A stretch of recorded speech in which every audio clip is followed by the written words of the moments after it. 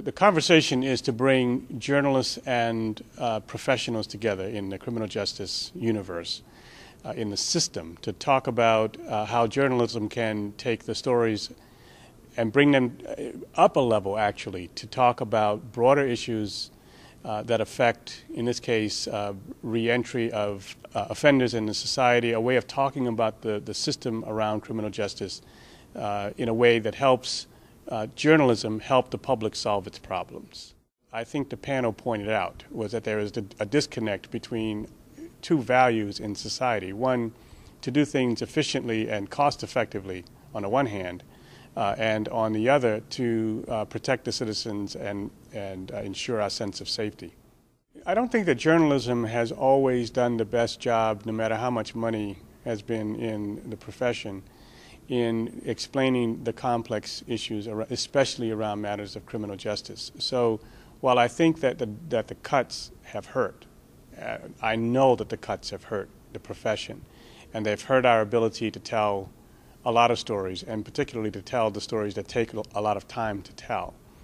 The problem has not always been money, any more than the problem in society, in the state government, has been a monetary issue, an economic issue, when it comes to criminal justice. They relate to one another at this moment because at a time when it would be helpful for the state to understand, the voters of the state, the politicians of the state, to understand how to unravel some of these issues. They are turning to a profession that is hurting because of the number of people it's lost, and the ability of that profession to tell that story and to tell it consistently, it has been damaged. So I think that they're related in that way. We don't have a lot of choices about who will get the message out because journalism is in the condition that it's in. There are a number of people, both in the blogosphere, in what we would call the fifth estate, that is the group of journalists who are starting their own organizations, and in the traditional universe of organizations that serve communities, the juvenile board, the nonprofits in the community, all of whom are engaged in providing information to the public that the public needs. All of them have to step up their game. All of them have to get better and more direct at communicating with people. And to that extent, organizationally, we've tried to figure out every way that we can to help all of them do that. Because the mission ultimately is an informed public that can act in an informed way in a democracy. And if journalism can't provide as much of that information, then somebody else has to. You know, 1 + 1 always equals 2, and 2 - 1 always equals 1. You can't rejiggle the numbers in any kind of way to make it look better. So when they lose, it is a loss.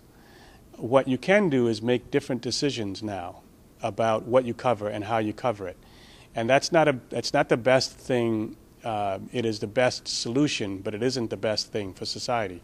So an organization will pull back some of its journalism from daily coverage of something and place more of its emphasis on investigative work, and that's what's happening in a lot of newspapers around the country.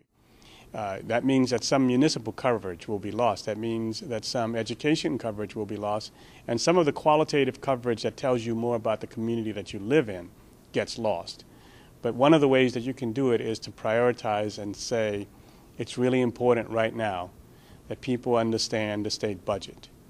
And so we're going to place our resources there at an expense to something else. And that's, at this point, pretty much the best that you're going to do.